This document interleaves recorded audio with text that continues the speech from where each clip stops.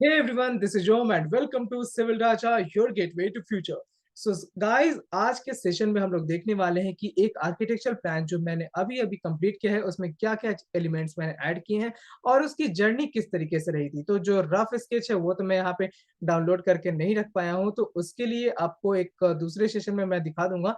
लेकिन जो काम ऑटोकैड पे हुआ था, वो मैं आपको यहाँ पे डेफिनिटली शो कर सकता हूँ। तो चलिए मैं आपको ले चलता हूँ अपने स्क्रीन के ऊपर। तो देख सकते हैं कि यहाँ पे इसका एक रफ लेआउट जो है वो रेडी हो चुका था। तो जो इनिशियल थॉट मेरे दिमाग में आया था वो कुछ इस तरीके से था कि हम लोग का ये एक ऐसा प्लान है जिसका कि डायमेंशन जो है वो मैं आपको शो कर देता हूँ इसी में कि ये कितना था। तो आप देख सकते हो कि यहाँ जो आउटर डायमेंशन था वो इस साइड से 40 फीट था और इस डायरेक्शन में ये था 21 फीट 9 इंचेस का। जो 40 फीट जहाँ मेंशन्ड है उधर हमारा वेस्ट था और बाकी डायरेक्शंस आप अपने हिसाब से कैलकुलेट कर सकते हो। तो इनिशियली मैंने सोचा था कि यहाँ पे 2 एंट्रेंसेस दिए जाएँगे जो कि क्लाइंट की रिक्वायरमेंट भी थी। सो फ्रंट से एक एंट्रेंस दिया गया था और साइड से एक एंट्रेंस दिया गया था। तो इस साइड से जो एंट्रेंस दिया गया था उसके बेसिस पे अगर मैं मार्क करना चाहूँ, तो यहाँ हमारा ड्राइंग कम डाइनिंग रूम हो जा रहा था और इसी जगह पे मैंने स्टेयरकेस को प्लान किया था। यहाँ पे मेरा टॉयलेट था, यहाँ पे किचन था और एक स्टेयरकेस के लिए मैंने यहाँ पे भी स्पेस को रखा था। देन आप देख सकते हो कि 2 रूम था और यहाँ पे एक किचन अगर यहाँ रहेगा तो यहाँ रहेगा, नहीं तो फिर यहाँ रहेगा। इस तरीके से प्रपोज़ल जो है बनाया गया था। ओके, लेकिन ये प्लान खुद मुझे भी उतना ख़ास पसंद नहीं आ रहा था, तो मैंने इसके लेआउट्स को चेंज किया और फाइनली इसको आप देख सकते हो कि एक प्रॉपर प्लान में कन्वर्ट किया गया था। तो बाद में क्लाइंट की रिक्वायरमेंट चेंज हो गई थी और उनको मैंने बताया कि यहाँ पे 2 एंट्रेंसेस देने से आपका जो प्लेस है या आपका स्पेस जो है वो वेस्ट हो रहा है। तो उन्होंने कहा कि ठीक है सर, एक ही एंट्रेंस दे दीजिए और इधर से रोड साइड से मेरा कोई मेन एंट्रेंस नहीं रहेगा। मेरा north east, west, north, south. तो नॉर्थ से जो है वो मेरा एंट्रेंस दे दीजिए। तो यहाँ पे नॉर्थ था। ओके, तो हम लोग यहाँ पे चलते हैं और देखते हैं कि किस तरीके से ये एंट्रेंस जो है वो काम किया। सो फाइनली आप देख सकते हो कि नॉर्थ से एक एंट्रेंस बनाया गया और यहीं से हमारा जो है ड्राइंग रूम बनाया गया और क्योंकि एंट्रेंस के बगल में ही आप ड्राइंग रूम को रख सकते हो। उसके बाद मेरा लिविंग रूम है और उसके बाद यहाँ पे आ जाता है किचन जो वास्तु के हिसाब से भी सही है। देन हमारे पास एक स्पेस बच रहा था जिसको मैंने स्टोर रूम की तरह यूज़ किया और यहाँ पे आ गया हमारा टॉयलेट। आप देख सकते हो कि यहीं पे हमारे पास 2 बेडरूम भी हो जाता है और राइट साइड में हमारे पास एक पूजा रूम हो जाता है। ये स्पेस जो है वो 40 फीट बाय 21 फीट 9 इंचेस का है, तो आप देख सकते हो यहाँ पे 3 बीएचके की डिमांड करना जो है वो मतलब सेंसफुल डिसीजन नहीं है अगर आपको ग्राउंड फ्लोर ही सिर्फ बनाना है।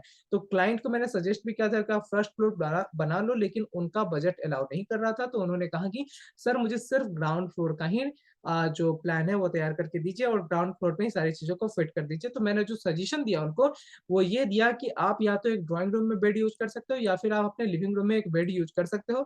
फाइनली जो है हम लोग का डिसीजन हुआ कि आप ड्राइंग रूम में ही जो हमारे क्लाइंट है वो एक बेड लगाएँगे और यहाँ इसे एक एज़ अ रूम यूज़ करेंगे और यहाँ पे हमारा जो टीवी हो गया या फिर बाकी जो डाइनिंग टेबल हो गया, सोफ़ा हो गया, वो सब यूज़ किया जाएगा। तो ये हम लोग का लिविंग रूम की तरह यूज़ करेंगे और यहाँ पे एक बेड लगेगा फाइनली।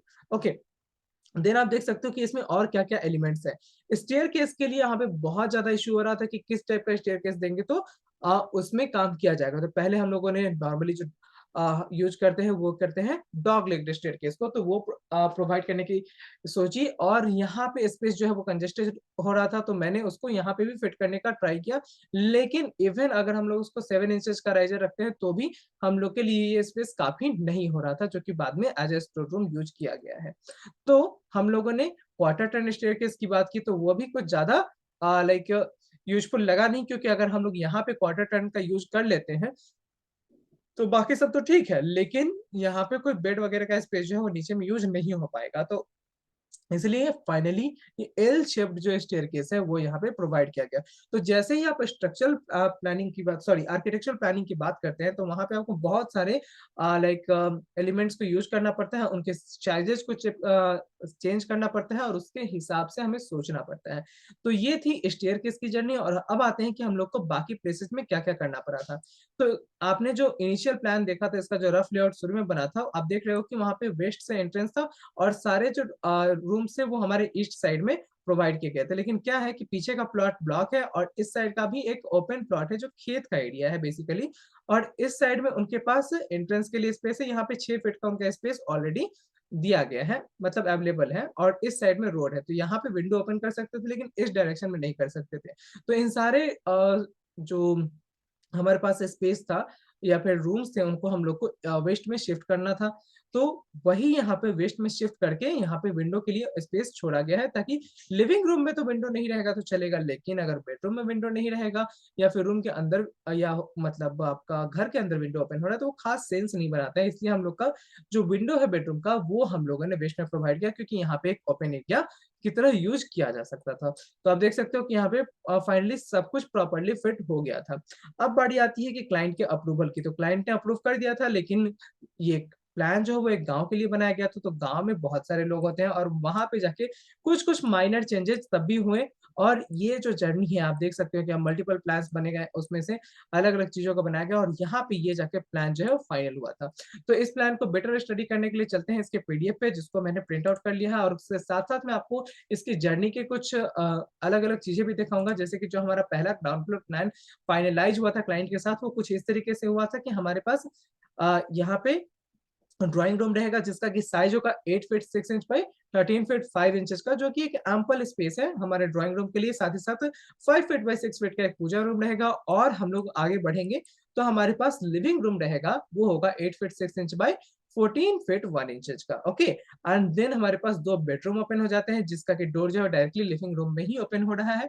तो वहाँ पे हो जाएगा 11 feet 2 inches by 10 feet 5 inches and then जो सेकंड बेडरूम है वो थोड़ा-सा बड़ा होगा 11 feet 2 inches by 11 feet 8 inches का, ओके। देन आप देख सकते हो कि हमारे पास एक स्पेशियस किचन हो जाता है 8 फीट 6 इंचेस बाय 10 फीट का एंड देन आपके पास आ जाता है एक store room 5 feet 9 inches bye 6 feet का। ये जो स्पेस है वो हम लोग के एक्चुअली एक ढंग से प्लानिंग करने की वजह से बचा हुआ है और इसलिए हम लोगों ने इसे स्टोर रूम की तरह यूज़ करने का डिसाइड किया है। यहीं पे हम लोग का जो बाकी के प्लान्स है उसमें चेंज भी होगा और आपको देखने को मिलेगा। देन आपका एक टॉयलेट है, वो है 5 फीट बाय 10 फीट का। ये इंच बाय मिस्टेक लिखा गया है, यहाँ पे 5 फीट बाय 10 फीट का स्पेस है। देन चलते हैं हमारे नेक्स्ट चेंज में। तो यहाँ पे क्या हुआ कि यहाँ पे डोर जो है इस तरीके से प्रोवाइड किया गया है, तो डोर के शेप को चेंज करके हम लोगों ने यहाँ से एक डोर को हटा दिया और लिविंग रूम में ही डोर को प्लेस कर दिया है। इनिशियली लिविंग रूम और किचन के बीच में कोई डोर नहीं था, वो डायरेक्ट डोर यहाँ पे प्रोवाइड किया गया था। उसी को चेंज करके यहाँ पे डोर किया गया है, ये हमारे क्लाइंट की रिक्वायरमेंट थी इसलिए इस डोर के स्पेस को चेंज कर दिया गया। देन आप देख सकते हो कि हमारा जो फाइनल प्लान बना वो कुछ इस तरीके से बना कि जो स्टोर रूम का डोर जो पहले इस डायरेक्शन से ओपन हो रहा था जैसे कि आप इसमें देख रहे हो, उसके डोर को भी चेंज कर दिया गया और अब जो स्टोर रूम है वो किचन के साथ कनेक्टेड है और इस स्टोर रूम में हम लोग के पास कोई विंडो नहीं है और इसको ओपन करने की जरूरत भी नहीं है। वेंटिलेशन के लिए ये जो आपको मैंने बताया था इनिशियली कि खेत के साइड का प्लॉट है तो वो यहाँ हमारा इस डायरेक्शन में है, तो हम लोग इसको यूज कर सकते हैं। देन इस डायरेक्शन में भी हम लोग प्रॉपर वेंटिलेशन के लिए विंडोज एंड वेंटिलेटर्स को ओपन कर सकते हैं। तो ये हमारा फाइनल प्लान बना था। आप देख सकते हो कि डायमेंशन सारे सेम है जितने भी मैंने यूज़ किए थे, लेकिन स्टोर रूम का जो स्पेस है वो बढ़ गया था डोर के चेंज करने की वजह से। तो डोर का डायरेक्शन चेंज करना भी हमारे लिए बेनिफिशियल हो गया था और आप यहाँ देख सकते हो कि 5 feet 9 inches bye 6 feet 7 inches का हमारे पास स्टोर रूम बन गया instead of 5 feet 9 inches bye 6 feet का। ओके, तो यहाँ पे 7 इंचेस जो हम लोग का स्पेस ऑल ओवर इंक्रीज हो जाता है, जो कि हमारे लिए एक प्रॉफिटेबल डिसीजन था। तो हम मैंने इस प्लान को फाइनली उनको दिया था। अब बात आती है कि ये तो मैंने यहाँ पे कॉलम प्लेसमेंट करके भी दिया हुआ है। आप देख सकते हो कि यहाँ पे कॉलम प्लेस्ड है और ऑन टोटल इसमें जो मैंने अपने साइड से कॉलम प्लेस किया था वो था 12 कॉलम्स। लेकिन जब आप एक्चुअली फील्ड पे काम करते हो तो आप सिर्फ इंजीनियरिंग एबिलिटीज के बेसिस पे काम नहीं कर सकते हो। तो देखिए ये मैंने उनको कॉलम लेआउट प्लान दिया था और आप देख सकते हो कि जो एक्चुअल कॉलम का पोजीशनिंग दिया जाता है ना उसमें हम लोग अपने एंड से जो देते हैं वो कुछ इस तरीके से डिस्टेंस देते हैं कि A to B then A to C, then आप देख रहे हो 1 टू 2 1 टू 3 1 टू 4 इस तरीके से 3 डिस्टेंसेस मैंने कॉलम के दिए थे। लेकिन जब हम लोग प्रैक्टिकली यूज करते हैं ना तो वहां पे आपको जो मेसन्स है या जो मिस्त्री है उसके हिसाब से आपको डिस्टेंस देना होता है और इस केस में मुझे अपने मिस्त्री को जो डिस्टेंस देना था वो कुछ इस तरीके से देना था A to B and then B to C, 1 to 2 2 to 3 3 to 4। तो इस तरीके से डिस्टेंस आप करके देंगे। आपको हमेशा ध्यान रखना है कि आपका जो क्लाइंट है उसको काम करवाने में काफी कन्वीनियंस महसूस हो, तो आपको डिस्टेंस भी उसी के बेसिस पे देना होता है। देन आ जाता है कि अब मैंने कॉलम तो अपने हिसाब से प्लेस करके दे दिया, लेकिन मिस्त्री जो होते हैं वो अपना खुद का लॉजिक लगाते हैं, वो अपने एक्सपीरियंस के हिसाब से बोलते हैं और वो कहते हैं कि हम लोगों ने प्रैक्टिकली बहुत काम किया है, तो हम लोग का एक्सपीरियंस ये कहता है कि यहाँ पे कॉलम नहीं होना चाहिए, यहाँ पे कॉलम होना चाहिए। तो ये सारी चीज़ें हमारे केस में भी हुई थी, तो क्लाइंट ने मेरे से डिस्कस किया, उसने रिक्वेस्ट किया, मैंने उसको समझाया कि आर्किटेक्चरल पॉइंट ऑफ व्यू से तो ये प्लान सही है, उसी तरीके से स्ट्रक्चरल पॉइंट ऑफ व्यू से भी कॉलम का जो पोजीशनिंग है वो सही है और आपको कोई भी एक्स्ट्रा कॉलम यूज़ करने की ज़रूरत नहीं है। लेकिन एक मिस्त्री जो है उसका हिसाब क्या होता है कि जहाँ-जहाँ भी वॉल्स हैं वहाँ-वहाँ कॉलम होने चाहिए। तो काफ़ी बातें हुई, उसके बेसिस पे 2 कॉलम को इंक्रीज़ किया गया और ये जो वॉल है और ये जो वॉल है, इन दोनों के पास जो है एक बीम देने के लिए उससे पहले कॉलम देना ज़रूरी था। तो ये उसने सेकेंडरी बीम की जगह उन्होंने प्राइमरी बीम की डिमांड की और फाइनली जो हम लोग का बीम कॉलम लेआउट बन के तैयार हुआ, वो कुछ इस तरीके का हुआ कि इन दोनों लाइक वॉल्स के नीचे भी हम लोगों ने बीम को प्लेस किया और प्राइमरी बीम प्लेस करना था, इसलिए यहाँ के जो कॉलम्स है उसको शिफ्ट करके यहाँ किया गया है एंड आप देख सकते हो कि फाइनली यहाँ पे 14 कॉलम्स प्रेजेंट है। लेकिन अगर आप स्ट्रक्चर पॉइंट ऑफ व्यू से देखोगे तो ये कॉलम पोजीशनिंग भी सही है और आपके बिल्डिंग को कुछ नहीं होने वाला है स्ट्रक्चरली।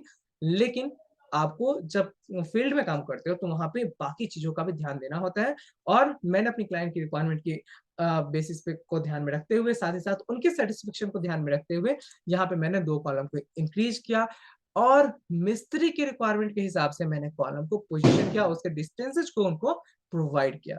तो आप देख सकते हो ये कंप्लीट जो है प्लान जो है फाइनल हो गया था। ये हमारा बीम कॉलम लेआउट था और ये हमारा फाइनल प्लान था, ये वाला, ओके।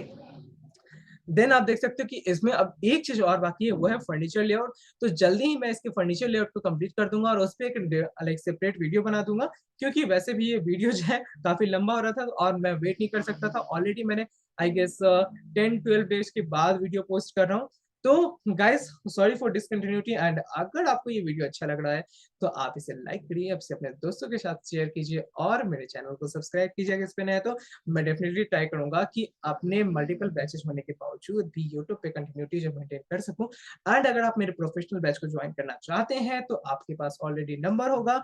नंबर है 8433248864 जो कि आपको मेरे डिस्क्रिप्शन में भी मिल जाएगा। वहाँ जाइए, वहाँ पे व्हाट्सएप कीजिए, कॉल कीजिए। अगर आपको प्रोफेशनल ट्रेनिंग चाहिए आर्किटेक्चरल प्लानिंग के ऊपर या फिर स्ट्रक्चरल डिजाइन के ऊपर, बीआईएम के ऊपर जो कि टेक्ला स्ट्रक्चर्स का है, देन आपको 3D मॉडलिंग सीखनी हो स्केचअप या वीडियो में, तो आप सिंपली मुझे कनेक्ट कर सकते हैं। मेरा नंबर अगेन 8433248864 है और डिस्क्रिप्शन में भी है। इस वीडियो को लाइक करिए, अपने फ्यूचर को डिसाइड कीजिए और कॉल कीजिए। Thank you guys.